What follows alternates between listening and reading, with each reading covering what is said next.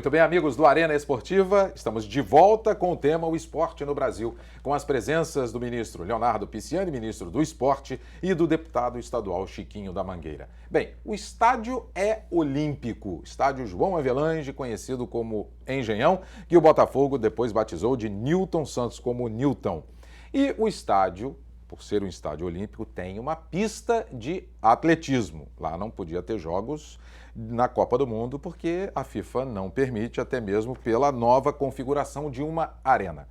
Mas há uma preocupação. Temos aqui um ex-presidente da Federação de Atletismo, uma pessoa ligada ao esporte, já foi secretário estadual e municipal, que é o Chiquinho da Mangueira.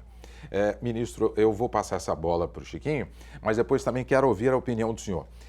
Há uma preocupação na utilização do Engenhão em relação àquilo que foi investido principalmente na pista de atletismo, no estádio e no anexo, Chiquinho? Essa é uma preocupação pelo seguinte, ali há um investimento do governo de aproximadamente 50 milhões de reais na construção das duas melhores pistas do mundo. A pista de dentro do estádio, que é do Estádio Olímpico, e a pista de aquecimento. O anexo. O anexo, que é uma pista de 9 raias, de 400 metros. É uma pista oficial. Onde o Botafogo treina com o campo Botafogo treina no treinamento. Isso. E joga no campo do Engenhão. Isso. A minha preocupação, não tenho absolutamente nada contra o Botafogo, pelo contrário, a história do esporte brasileiro passa pelo Botafogo. Com certeza. Mas para que haja uma cessão de um equipamento como esse, como é o caso do Engenhão, para um clube como o Botafogo, que eu até acho que deve ser, mas tem que ter uma obrigatoriedade. O Botafogo tem que ter atletismo e uma equipe de ponta e abrir o Engenhão para as escolas da Redondeza praticarem atletismo ali. Porque, historicamente, o atletismo foi o esporte que mais glórias deu ao esporte brasileiro. Nós, numa Olimpíada, disputamos no atletismo 141 medalhas. Ganhamos uma no salto com vara. Muito pouco, né? Muito pouco. Para um esporte continental, para um país continental como o nosso. Então, falta entendimento no Brasil. Hoje, no Brasil, nós temos 4 equipes fortes de atletismo no Brasil. Não pode ter só 4. Num país continental, num país como o nosso, não tem jeito. Onde o atletismo é um esporte que você pratica naturalmente, todo mundo corre, todo mundo salta, todo mundo arremessa, todo mundo faz isso com facilidade. É verdade. Nós não temos equipamentos. E o nosso campeão olímpico, o Thiago Braz, ele treina fora do país. Não treina ele no vive Brasil, fora na Itália. Vive na Itália. Esse tema, por exemplo, ministro, há como, por exemplo, o Ministério fazer esse meio campo para tentar ajudar, porque a gente tem a CBC, que é a Confederação Brasileira de Clubes. Tem ajudado muito o esporte brasileiro. Exatamente, que tem ajudado muito o esporte. O Botafogo não tem a sua equipe de atletismo, mas tem um estádio que vai voltar para ele, né, depois da Paralimpíada, e tem aquela pista de atletismo que foi investido 50 milhões, e do anexo também. Há como se tentar fazer alguma coisa, um incentivo? Eu creio que aqui tem bastante razão o que diz o Chiquinho. É evidente que a gente precisa otimizar o uso dos equipamentos esportivos. Perfeito. Eu acho que pode a Prefeitura da cidade do Rio de Janeiro, que é, de fato, a dona do equipamento, que concedeu o equipamento, o uso ao Botafogo, né? Que no seu instrumento de concessão estipulasse um calendário de obrigatoriedade para o uso daquele equipamento para a sua finalidade, que é o atletismo, com equipes, com a realização de competições, com a realização de períodos de treinamento, como será feito no Parque Olímpico da Barra da Tijuca, que será concedido, haverá uma PPP, concedido pela Prefeitura, mas a Prefeitura, num termo de compromisso com o Ministério do Esporte, agregará alguns dos equipamentos, o velódromo, o centro de tênis, a Arena 2, que é o Centro Olímpico de Treinamento, e uma pista de atletismo, à Rede Nacional de Treinamento. Então nós teremos um calendário pré-estabelecido para a realização de competições, de treinamentos do alto rendimento e também para a realização de programas de inclusão, de programas de formação de atletas, né? Escolinhas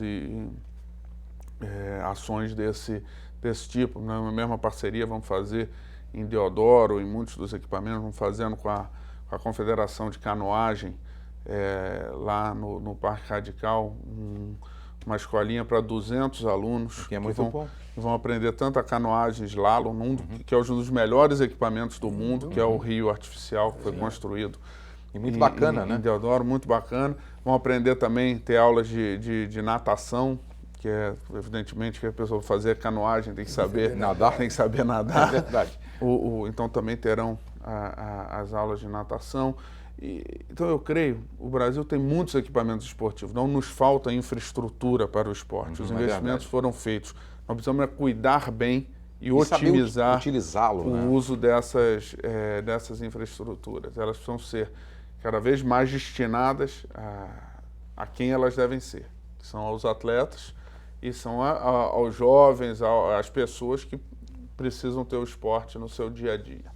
Perfeito. Bem, ministro e Chiquinho, todos os jogos, né, tanto os Jogos Olímpicos e Paralímpicos, eles foram um sucesso aqui no nosso país, de público e até mesmo de posicionamento do Brasil. Dos 465 atletas na Rio 2016, 358 recebem a chamada Bolsa Atleta e o Bolsa Pódio.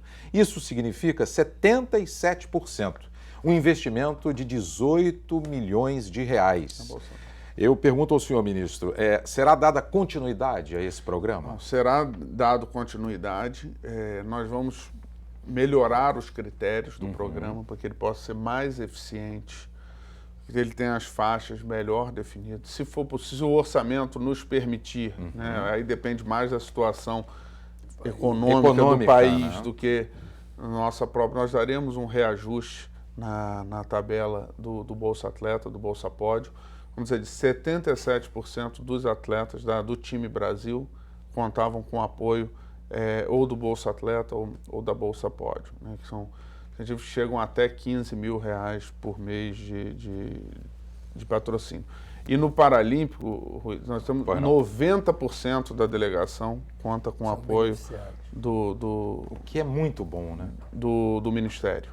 E isso é muito importante, né, Chiquinho? Por exemplo, o incentivo, a ajuda do governo para os atletas, não só olímpicos, como também paralímpicos. Você veja só, no Olímpico, 77% dos atletas ganham a Bolsa Pódio, né? E no Paralímpico, 90%. 90%. Isso faz com que o atleta possa se dedicar integralmente à modalidade que ele pratica. Claro. Ele não precisa arrumar um outro emprego e de noite treinar ou de manhã treinar. Está focado no esporte. O resultado está aí. As pessoas, às vezes, fazem uma avaliação. O Brasil foi 13º. As pessoas têm que entender que um país para ficar entre os 13 numa Olimpíada... São 207 participando. Então, o Brasil foi muito bem. Pode ser melhor? Pode ser melhor, mas nós estamos caminhando para isso. Verdade. Na Paralimpíada, nós vamos ficar ali, né? Nós já estamos ali entre as 5, 6 potências do mundo, mas se não fosse o governo federal aportar, o Ministério do Esporte, investir como está investindo, nós não chegaríamos aonde nós chegamos. Isso é fruto de um trabalho do Ministério dos Esportes. Lógico, sim, a Prefeitura do Rio tem tido uma participação importante, o governo do Estado tem feito o que pode, mas o Ministério, como eu te disse, com essa amplitude que ele deu, e como agora o ministro está dizendo aqui, que se o orçamento ajudar, ele ainda vai investir ainda mais, em Tóquio, certamente, nós vamos ter uma melhor participação, tanto na Olimpíada como na Paralimpíada. Ministro, um exemplo que sempre citam como um exemplo de sucesso na preparação, numa evolução como potência esportiva é o da Grã-Bretanha.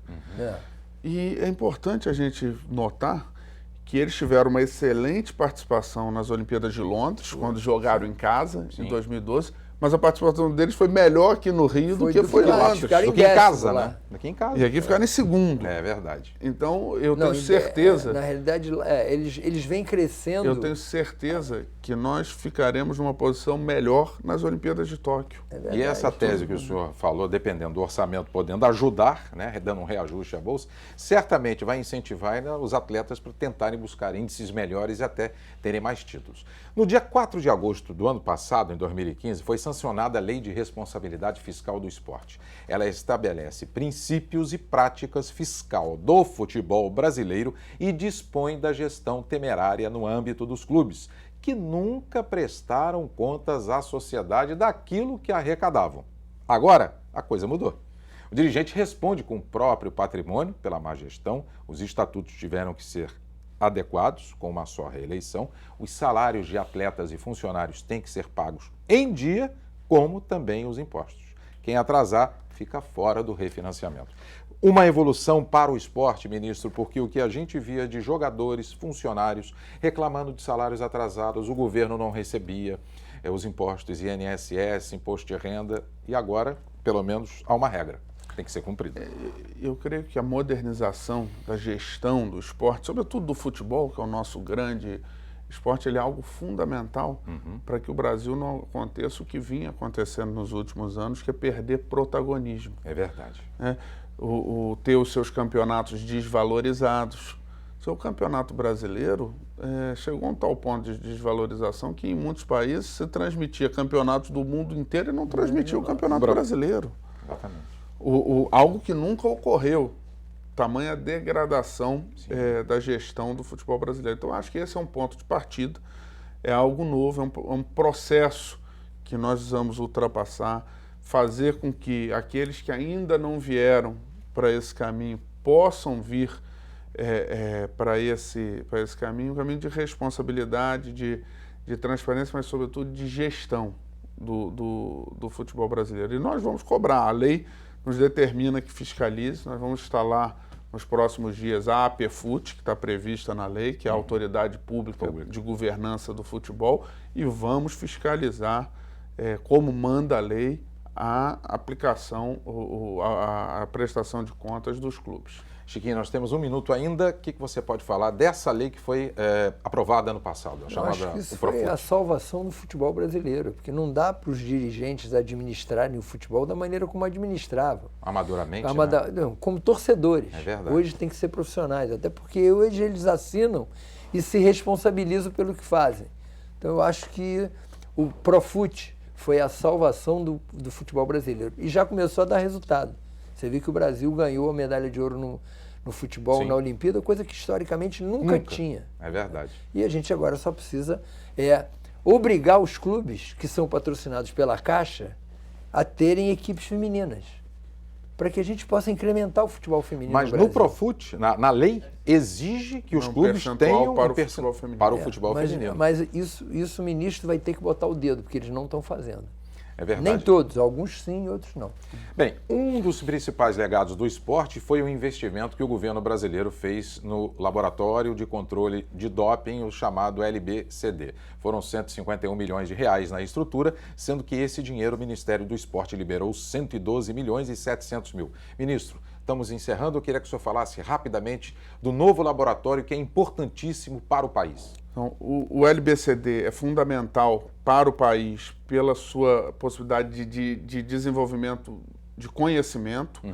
Então, no hemisfério sul inteiro, nós temos apenas 3 laboratórios credenciados pela UADA, o do Brasil, da Austrália e o da Colômbia, tamanha a importância que temos, e nós agora precisamos tornar ele competitivo e fazer os exames antidopings do Brasil e da América do Sul, todos aqui. Perfeito. Hoje, por exemplo, o futebol brasileiro faz todos os seus exames, cerca de 6 mil exames por ano, em Los Angeles. Isso. E quando em Los Angeles não dá, vai para a Colômbia, né? Exatamente. Perfeito. Bem, nós estamos chegando ao final do Arena Esportiva. Contamos com as presenças do ministro do Esporte, Leonardo Pisciani, e também do deputado Chiquinho da Mangueira. Você pode assistir ao programa pela internet no www.alerge.rj.gov.br e mandar sugestões para o e-mail arenaesportiva@tvalerge.tv. TV Alerge, a TV do povo fluminense.